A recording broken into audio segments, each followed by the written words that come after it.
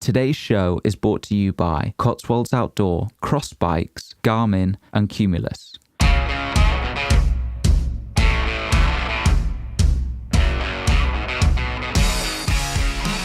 Hello and welcome to We Need More Heroes. In the age of Donald Trump as president and Kim Kardashian a role model for millions, it's easy to lose hope. But there are still brilliant people out there who can inspire us to live better. Join me, George Beasley, on a mission around the globe to find them. We Need More Heroes aims to inspire and guide ordinary people to live extraordinary lives. Visit weneedmoreheroes.co for show notes and more info. If you enjoy the episode, please leave us a review and rating on iTunes and subscribe if you'd like to hear more. Thanks for listening. So hello and welcome to another episode of We Need More Heroes. As many of you know, my girlfriend and I are currently cycling from Alaska to Argentina for fun, adventure, whilst also raising money for the Stroke Association. We're currently in Las Vegas, of all places, and we've had some friends fly out to celebrate New Year with us, and where better to party than Sin City. The weather's great, it's super cheap, and there's loads going on. So Vegas is certainly worth a visit if you're looking for some of that. But now, on to today's guest. He's a professional adventurer, best-selling author, publisher, speaker, digital nomad, business coach, and the host of his own podcast, The Art of Adventure. He specializes in coaching people who want to become location-independent entrepreneurs and earn money online whilst living where they choose. So he has experience as an athlete, a sports coach, a scientist, adventurer, photographer, and a business coach. So incredibly varied, looking forward to touching on as many areas as we can during this time. So without further ado, Derek Loudermilk, welcome to the show. George, thank you so much for having me. It's great to have you. So I always tend to start with how we connected. And I was telling people that I was planning to start this podcast a while ago, and then I busted out a few episodes. And some people got in touch and they said, have you heard the Art of Adventure podcast? I think you'd love it. And I always love getting turned on to stuff like that. So got home, downloaded a few episodes and loved it and thought, yeah, this is a sort of similar mission to what we're trying to accomplish here. And it was great. So got in touch with you and now we're finally here. Yeah, it's so cool how we can create things and it finds the right people, and now we're chatting and it's going to be great, but it all came from just deciding to create something, and I'm sure you'll find the same thing or already finding, it just draws in the people that really connect with what you're doing. It's so cool. Exactly. Yeah. It's one of the wonders of the age of the internet, as much as I tend to slam it and social media overuse and all that kind of stuff, but it gives a platform that people have never had before. So it's pretty damn cool from that aspect. So couple of rapid response questions just to get things going. So the show's called We Need More Heroes. These are just light-hearted ones. Just go for it. It's just to get the brain firing. So, Derek, Batman or Spider-Man? Batman all the way. I love toys. And he's the man with the toys. There you go. Yeah, he's got better toys than anyone. Billions of dollars and a good research lab. And what did you want to be growing up? It's really interesting that I finally am what I wanted to be growing up. I heard when I was, 5, my mom talking about my granddad being a jack of all trades. And I knew that he was cool because he made me handmade toys, wooden carved toys and things like that. And I knew that he was a lawyer and an inventor, which I didn't even know what that meant, but I knew that he was cool and he was a jack of all trades. So I wanted to be that. And I just started telling people that I wanted to be that. And here I am 3 decades later, and I'm doing a bunch of different things. Yeah, that's really cool. And we were talking a little bit before the show about the idea of the multipotentialite or the Renaissance man, somebody who's skilled in many different areas, which is not so common now. And a lot of people see it as a weakness, I guess, in some ways, because they think, well, it's very difficult to get excellent at something if you're dividing your time into lots of different areas.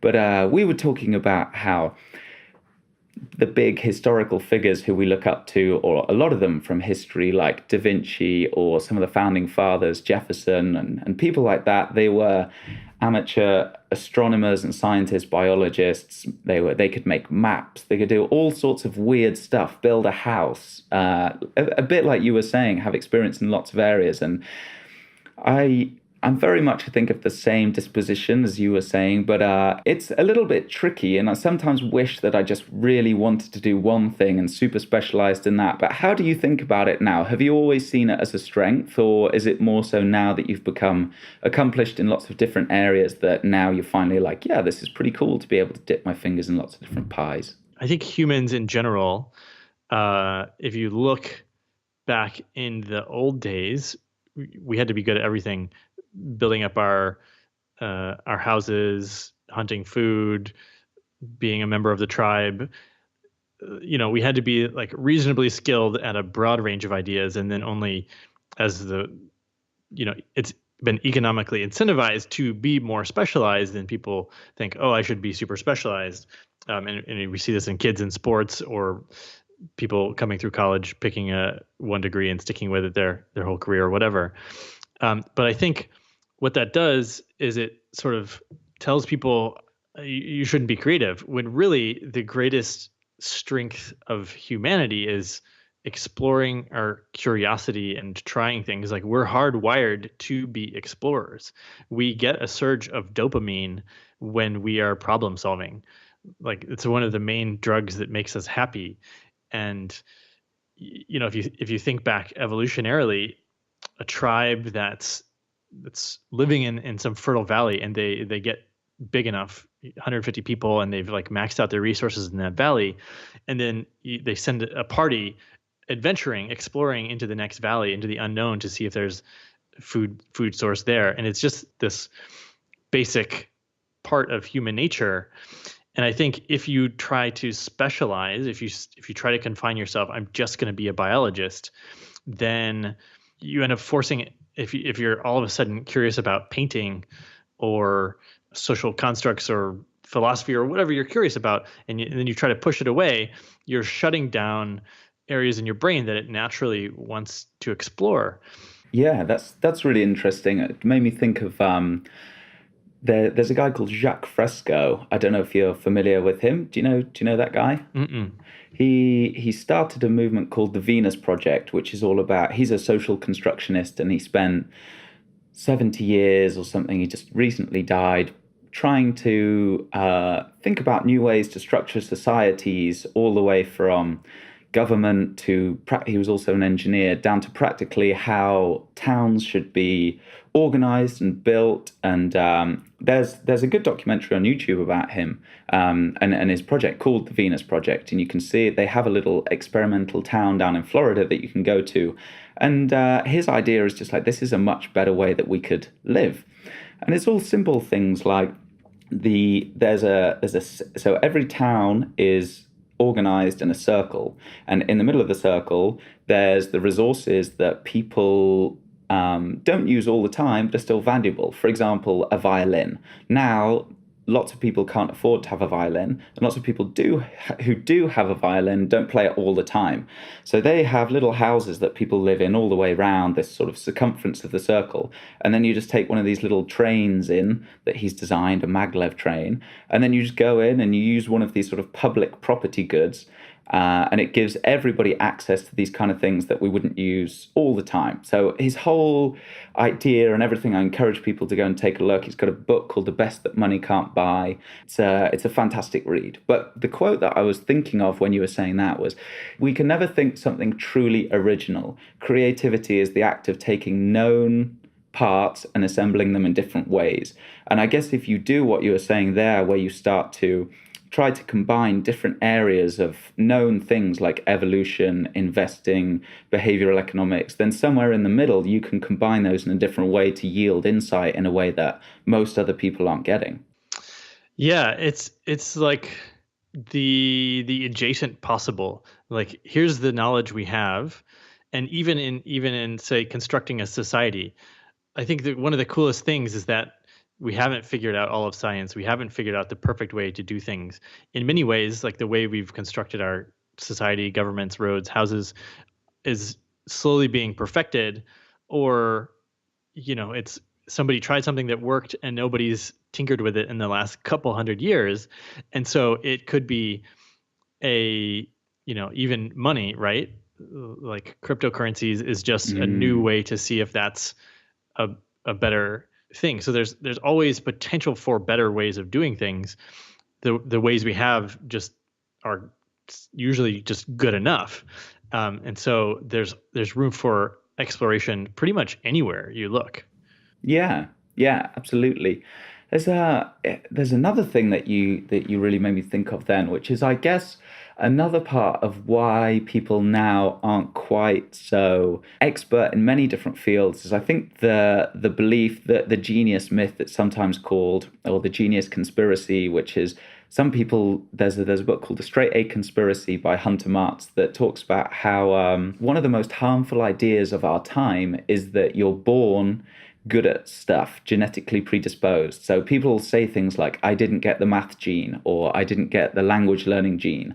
But there's no evidence to show that whilst people may have some kind of genetic predisposition when they're born, things like cross-modal neuroplasticity and the ability for the brain to change and rewire itself means that you can overcome any initial advantage fairly quickly with perfect practice and learning well. And I think then there was probably the idea back in whenever going from the 1600s forwards after the Enlightenment that you could just learn anything. There was no idea that you had a gene that made you good at something. People just thought you worked hard, you find a way that works for you, and then you can learn anything. So I think that's perhaps another aspect of why we don't see so many people doing quite so well in such a wide range of disciplines. Is that something that you So, would agree with? so yeah, I often give talks about charisma and how to train to be more charismatic, more magnetic.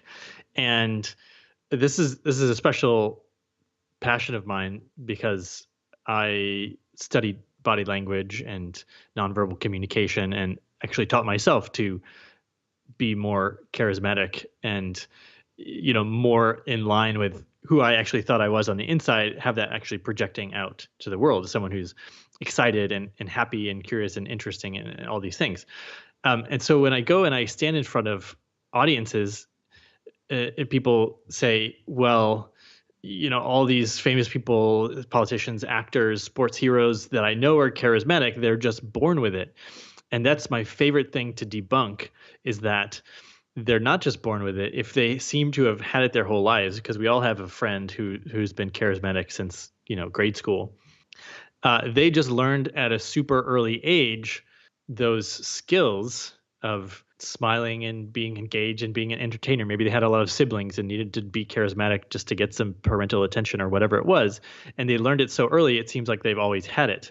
But when over the course of an hour, I just tell them a few things about posture and smiling and these basic, good eye contact, these basics of body language, and then they see how everyone in the room is transforming from sort of they've just finished their day at their desk job to excited, engaged individuals that everyone wants to go talk to in just an hour. It totally blows everyone's minds, and they're like, "Oh my gosh, if I can learn this in an hour, what else can I learn?"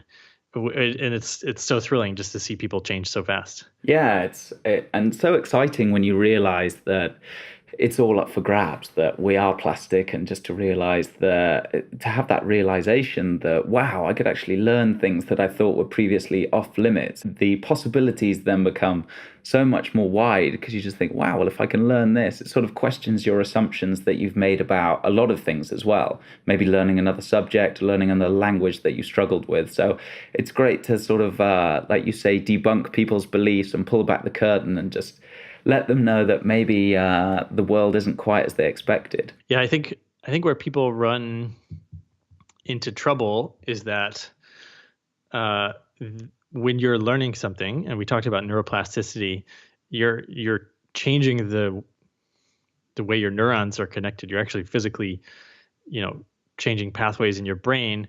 And because our body likes to, it's called homeostasis. We keep our temperature at the same level and all these things. It's actually physically hard when we're learning things. So people associate that discomfort like, ugh, this is this uncomfortable feeling when I'm learning and trying to remember something that I've forgotten.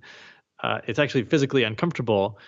And that scares people away because they feel like they suck. And well, if you're starting, you probably do suck at something until you get a little bit better. But instead of associating that discomfort with simply something you don't like and discomfort, if you change your association with it, like this is the feeling that I am getting when I'm building skills or when I'm actually learning new things. It's like, I guess it's like no pain, no gain in sports, but when you get used to feeling out of your element, that's what learning feels like. And if you're doing that more, then you're just learning faster. Hmm. Yeah, absolutely.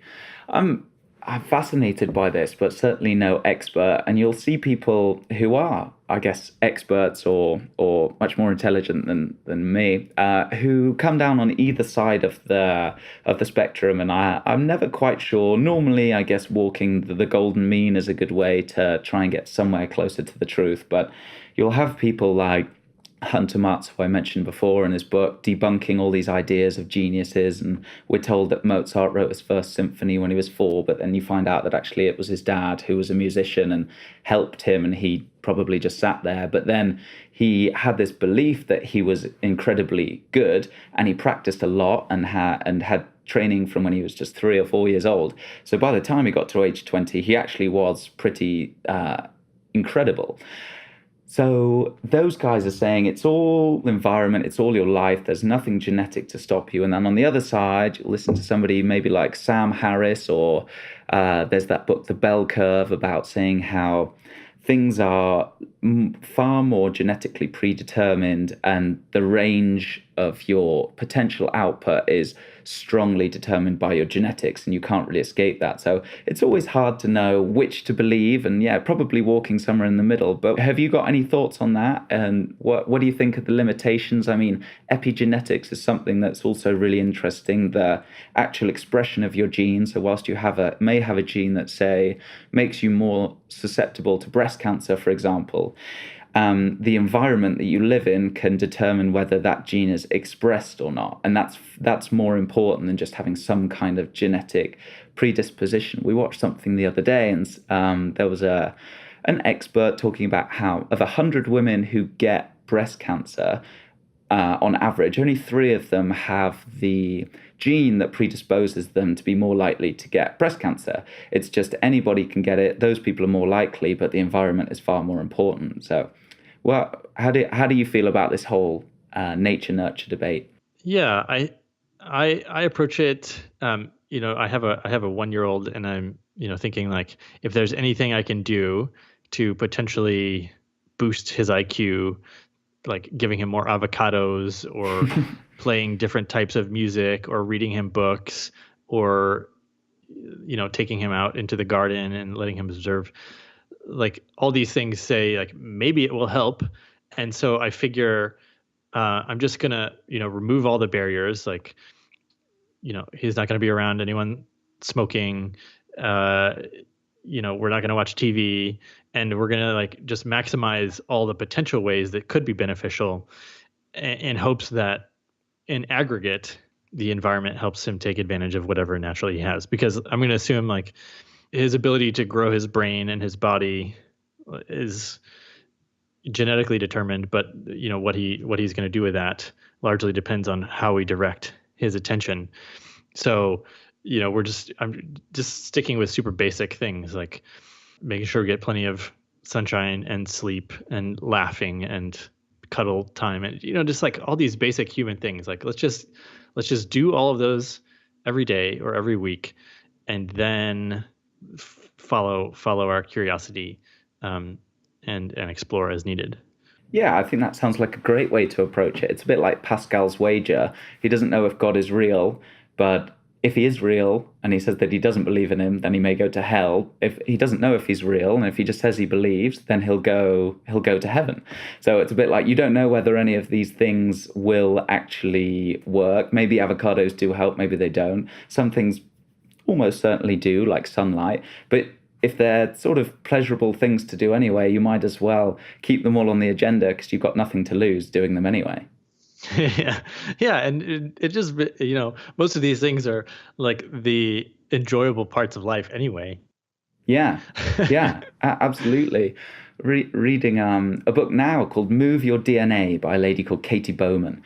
And she's a biomechanist and kinesiologist, I think, but basically a human movement expert. And the chapter that I was just reading a couple of days ago was talking about how we use atomism in the West to break things down to try and explain them. So we try and understand the way that air pressure or gravity works, and we have some equations that govern that help us make planes that can fly through the sky. And we have an approximate understanding, and it's good enough to help us actually get through the world, but it's probably not exactly how the world works in most instances. And she was talking about how exposure to sunlight, we know that helps us produce vitamin D in the body, but when people have just taken vitamin D supplementation, they're still missing out on some things that we get from the sun because we don't completely understand the way that the world works. So taking a more natural approach whilst trying to avoid the natural fallacy, I think is a great way to ensure that you're sort of getting all of those healthy things that humans need, and especially with a baby where you want to give them all of the opportunities in the world and try to help them to become all that they can be. Have you found any resources or anything that you found particularly useful, or are you just sort of being a bit more intuitive about it and doing the things that you said before? Yeah, really, it's just sort of modeling parenting styles that I like. And the theory is that it's more important to be a certain way than to do one thing or another. So if I simply put on my good parent hat, what I think is a good parent, and then let my actions flow from there, it's not like I have to have a list of like do this, do that. It's just I'm a good parent, and whatever I do is in line with that. Yeah. What have you found most challenging about having a little one? Oh, this is probably the most challenging thing out of everything I do, which is to concentrate and be present while I'm playing with my son.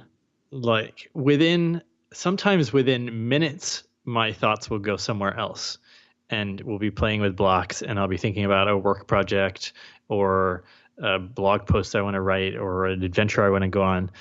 And I have to bring myself back. And it's harder even than mindfulness meditation. And I've been slowly training myself. Just the other day, I played with my son. We were just like building blocks for an hour and a half. And it took me all year to be able to work up to simply just play and concentrate and be present. And that's made such a huge difference in other areas of my life as well. Just being able to not be distracted. Yeah, it sounds like very intense mindfulness training, just constantly playing all the time. But what a great way to train yourself to be a little bit more mindful whilst also getting to play with the little one. I read a really good thing called Play It Away by one of Tim Ferriss's interns, I think. And it was all about how working in that environment, you can imagine what it's like, the extremely high pressure and high performing individuals, and comparing yourself constantly to those type of people. So this guy was struggling a lot, and he was trying to find some kind of remedy for his anxiety and I guess depression as well, and angst. So he tried so many different things, and then he just started playing, started making sure that he'd planned into each day an hour of play. So not competitive. If he went to go and play tennis, then it wasn't about beating the other team. It was purposely tried to pick activities that weren't competitive or that he didn't care so much about. And I started implementing that whilst I was working back in London and working on a startup and the podcast and all this kind of stuff. And I found it helped me massively just to really, that as well as mindfulness, were two things that I felt really benefited me in like taking the lid off the pressure cooker and settling it down back to a 2 instead of walking around at a 7 all the time with all this pressure that we put on ourselves. And so that was super useful, I guess, in a similar way to what you're talking about. It's funny, when I was living in Bali, I was sitting around with my best friend there. Um, he has a podcast as well, Nick Wood, Life Athletics podcast. And we were having this conversation, and it was basically, yeah, we want to be having more fun. Like, we're living in Bali, it should be super fun all the time, and yet all of a sudden it feels like we're in some drudgery. And so that was this one conversation that we sort of had over the course of weeks, and we're like, why aren't we having more fun? And then the other thing is, Bali is one of the world centers for yoga, and the book Eat, Pray, Love, she goes to Bali. So there's a ton of women there seeking sort of love or spiritual enlightenment. And so there's not very many men. So it's actually, it's great for dating, but not for spending time with your guys, because there's just women at every turn. So All the blokes listening are booking a ticket right now to Bali, just like, yes, finally in my favor. So the other conversation we were having was, let's just have some bro time, just men to be men together. And then we were like, what if we combined having fun with bro time? And then we started this pickup ultimate frisbee game where, we just invited all of our guy friends, and 6 people showed up, and we played 3-on-3 ultimate frisbee, and it was so much fun. And then the word got out, people started talking about it. The next week we had 12 people, 12 guys, and then 18, and then 20, and then 30. And it was, then we started doing it twice a week, because the girls started saying, hey, that seems like super fun, I don't want to be left out. So we started a co-ed game, and then the whole thing took off, and now there's games all over the island. They're playing in international tournaments because it's fun. Wow. It's just a fun thing that it's hard, but it's just a silly little game too. Yeah, it's not so popular back in the UK. I played it for the first time out here. They do have teams, but it's nothing like rugby or football or that kind of stuff. But I played and I thought, am I going to enjoy this? And it was amazing. It was so, so good. It really had that playful aspect, exactly what you're talking about. And just throw it around, and co-ed for the UK listeners, and international just means both sexes, guys and girls playing together. So I highly recommend that, scheduling some time in the week and just getting a frisbee, super cheap, and just going out and having some fun. So yeah, definitely a good thing to incorporate into the week. And so Derek, if you could have any superpower, what would it be? That's a good question. I think it changes, but right now what's coming to me is sort of that Matrix style ability to learn anything instantly. Because I spend so much time trying to figure things out, because I want to try a new business or go on a trip or learn a language or something like that. It would be so cool if I could just rock up in Poland all of a sudden, and I know Polish, and just get to experience culture so much more deeply. Or if I wanted to go paragliding, I don't know how to do that. But if I knew, then I would just walk up to the top of a mountain and jump off and fly around for a while. That would be a great skill to have. We haven't had that answer before, but I love it, especially with my girlfriend is half Polish, and her parents don't speak English. So I tried for a few hours and realized that it's ridiculously difficult. Everything is like a mouth workout. It's like every sentence is a tongue twister. Like, Merry Christmas is Wesołe Świąt, which is already like getting my mouth moving in ways that I've never moved before. And it's like, wow, I would love to be plugged into the Matrix right now. Yeah, exactly. Okay, great stuff. So let's you've dipped your feet into many different fields, but I'd love to just touch very briefly on your time as an athlete. So you were a pro cyclist and an NCAA athlete. I remember that I remember reading that you moved to Spain even to train with some of the world's best riders and the likes of Lance Armstrong. Can you just tell us a little bit about your time as a cyclist and then your transition away? Sure. Yeah. I still do a lot of cycling. This year we've been in 9 different countries, and I took a bike over to Europe. We spent 6 months in Europe, and in Croatia and Slovenia and Hungary, Italy, Austria. And having a bike was so great. I got to meet a lot of people. I got to explore. And I guess it was 10 years ago when I was living in Spain, and that was my first sort of international cycling endeavor. Uh, and cycling is it's such a great way to meet people. I remember riding in Spain and stopping at a restaurant, on a long training day, and old men would just come up and like pat me on the back. They didn't even know who I was. And they'd be like, keep going, like, good luck, all these things. Like, it's such a cycling in Spanish culture and in French and Italian. They love their cyclists historically. And so it felt so cool to be part of such a historical sport. Yeah. But the way I got cycling was when I was 13. I won a raffle and got a road bike, and so then I started riding it with another good friend of mine. And at 13, we were riding, 20 miles, 30 miles, but it felt like the biggest, most epic adventure ever. Just to ride around the city. Most people experience that freedom in the States when they get their car at 16, and I was experiencing it much younger at 13 with my best friend, and that just cemented the love for cycling. And then the sport itself of road bike racing is the most strategically complex, beautiful, heroic, just multi-dimensional sport out there. And because I'm the type of person that loves strategy, I've played board games growing up and video games, card games, whatever. I was excited that I could outthink my opponents that were more fit than I was, because, talking about genetic potential, I've sort of maxed out my, I've trained really hard, and I've discovered that I'm pretty average when it comes to how good I could ever be as an athlete. So in cycling, it's a competitive advantage to understand tactics really well. And so I was able to continue winning races, even though these guys were putting up better training numbers or much stronger, fitter, faster than me.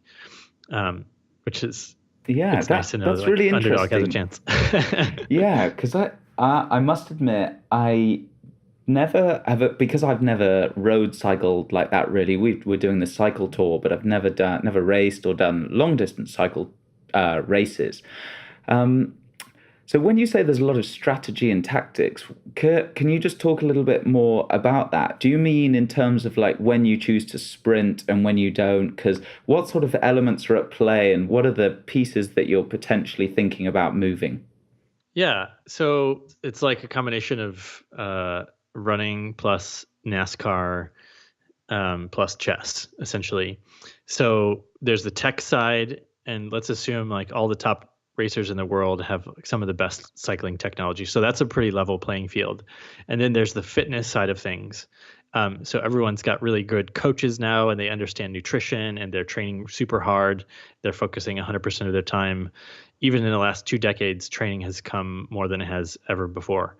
So that's a fairly level playing field now. So then where you can make the biggest difference is understanding how different riders' bodies, natural talents, and the various courses that you're riding, whether you're riding on the flats or hills or mountains, or if it's windy, or if you're doing tight corners, like all these different terrains play to different strengths of different riders. And if some people are really good for long sustained efforts, and some people are really good for short, fast bursts.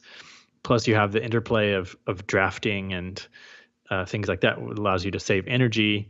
And then there's shifting alliances, where if there's a breakaway from multiple different teams, all of a sudden these riders act like they're on the same team because they're all working to conserve energy for each other. And then the alliances shift throughout the course of the day. So you have to be sort of political, basically keeping all that in your head while being severely oxygen deprived at the hardest moments of the race, means that some people are not even going to be bother thinking about those things.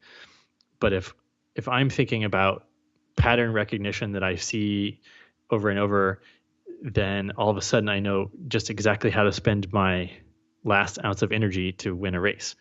Wow, that's fascinating. I want to watch some cycling now. I must admit, when I'd flicked through the channels in the past, I just thought they're just cycling. They just go and see how it goes, and whoever lasts the longest wins. But now I realize there's so much more to it. I think that's like most sports. I used to do a lot of MMA, Thai boxing, and Brazilian Jiu-Jitsu, and that certainly gets lumped in as just two idiots in a cage beating the shit out of each other. And I guess at one level it is, but also it's incredibly strategic where you choose to fight the fight, how much energy you want to use when, whether you go for a strong initial phase and then hope that you win the fight before then. And there's so much strategy to it that a lot of people don't appreciate, I think. So yeah, that's a great insight into cycling. Like, obviously this is applying to sports, but it can apply to anything. Like, the more you know about it, the cooler things become. Like Richard Feynman, the scientist, the Nobel winner, said, you might look at a flower and appreciate that it's beautiful, and I can also look at a flower and appreciate that it's beautiful. But I also, because I know that there's cells operating and moving nutrients around, and I know that there's atoms working together to make molecules. He sees many different layers of beauty, more than just someone who looks at a flower and says it's beautiful. So I think the deeper you go in anything, the more passionate you can get about it, the more you can appreciate something. Yeah, exactly. I think it was on this podcast with one guest, we were talking about the how I used that example because somebody who was a Christian was talking to me and just saying it makes the world so boring and atomistic if you have a scientific understanding. And I just directed them and just said, just have a read of Surely You Must Be Joking, Mr. Feynman, or some of the lectures that he's got online. And you really begin to appreciate how actually more knowledge brings a greater appreciation for beauty and complexity and interest and fascination. All of those things are actually piqued when you understand more, not the other way around. If anybody is curious about this, his book, Surely You Must Be Joking, Mr. Feynman, is amazing. He worked on the Manhattan Project, and he used to work in a strip club on difficult theoretical physics problems, and he used to crack safes, and he was in a Brazilian band, and had all of this kind of amazing tale of this incredible life. So it's certainly a good read. Definitely recommend sticking that on the list. And just one more on cycling, and I guess we've talked about it a little bit, but what else did you find that your time as an athlete, as a cyclist, taught you that's relevant for your everyday now? It's fun to make analogies or use metaphors between sports training and whatever other thing you're trying to learn. But I think the most useful thing, and one of the many reasons I keep cycling, is that it's a way where I can sort of digest ideas. I'll go out for a couple hours and everything will coalesce, and then all the new ideas will flood in, and so it's simply using the physical body as a tool to enhance the mind, is something that I first experienced while cycling and continue to use. So whenever I'm running up against an emotional problem, if I'm like having a hard day, or if I'm running up against a thought problem, I'll always use my body, cycling, yoga, doing a few jumping jacks, whatever it is, to shift the energy around whatever it is I'm struggling with. Yeah, that's amazing and really interesting to learn about how the benefits of actually stopping working on a problem and doing something, especially something physically demanding, can really help. I promise this is the last book reference. I know a lot of people like to have lots of resources to go and read, but it can also be annoying if you just go from one to the other. So last one for a while, I promise. So I first heard about that idea in A Mind for Numbers by Barbara Oakley, which was, again, about a lady who was told she didn't have the math gene, and then she became an engineer, and now she's a lecturer, and she studies a lot about the process of learning. And in her book, she mentions how there's two different modes of thinking in the brain. There's the focused and the diffused. The focused is where you're sitting there using your brain in a way. If I asked you to compute 4 + 4 + 10, then you would be using your focused mode of thinking. You would be consciously applying all of your focus to that. And then there's the diffuse mode, which is a far more creative way of problem solving and bringing together lots of different ideas that you've stored throughout your whole life. And that is stimulated when you're actually not focusing on the problem that you're trying to solve, and even further stimulated by exercise and movement. So if you're struggling with a problem, one of the best ways is actually to work on it in a focus mode, but then to move away into the diffuse mode and come back and then go back to the focus mode. And that can really help. And I think that's why a lot of people get those breakthroughs, they say, in the shower or walking up the stairs or all that kind of weird stuff. And that seems to be when the breakthroughs come through. So that's another great read and another good idea if you're struggling with a problem to be solved.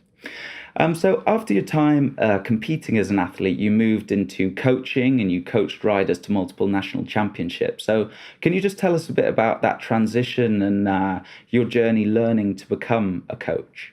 Yeah, it's really fun. I was sort of informally mentoring younger riders, even though I wasn't that old myself, like 20-year-olds when I was in my late 20s. And yeah, but I basically formalized being a coach. I took the USA cycling coaching training and started to learn a little bit about business, and basically started charging a small amount to meet with athletes every week and prescribe training for them. The most valuable thing was simply going on rides with these athletes and breaking down races they had just done or planning for races that were coming up, and talking about strategy and figuring out how they were going to use their talents, and even which races they should target. If you're a super heavy guy, you probably should be trying to win races that finish on top of a mountain. So just the whole process was really fun. And then I realized this was 4.5 years ago, that I could do coaching completely remotely. And if I went somewhere in the world that was cheaper than the US, and we picked Vietnam because the cost of living there is so low, that I could just have a handful of athletes. I had 4 athletes, each paying me $250 a month. I was earning $1,000 a month, and my cost of living was about $1,000 a month. And basically that means you can travel and work indefinitely without losing any money. So that was just the first foray into remote working and coaching. And my coaching has been evolving ever since, and to the point where now I'm doing business coaching. But in its essence, coaching, and I mean, people know that it's very fulfilling to be a mentor or a coach or whatever, because when someone succeeds using some knowledge or insight you've helped them with, it's so cool. All of a sudden they go from mediocre to a champion simply because you spent some time with them. It's very gratifying. Yeah, I'm sure.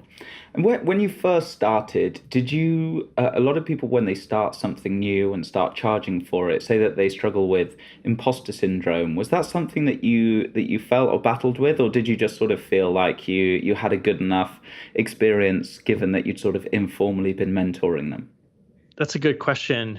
I haven't dealt with imposter syndrome as much as many of my peers, because I think partly knowing that even if I don't have all the skills, like right now as a business coach, I could probably benefit from NLP training or additional psychology training.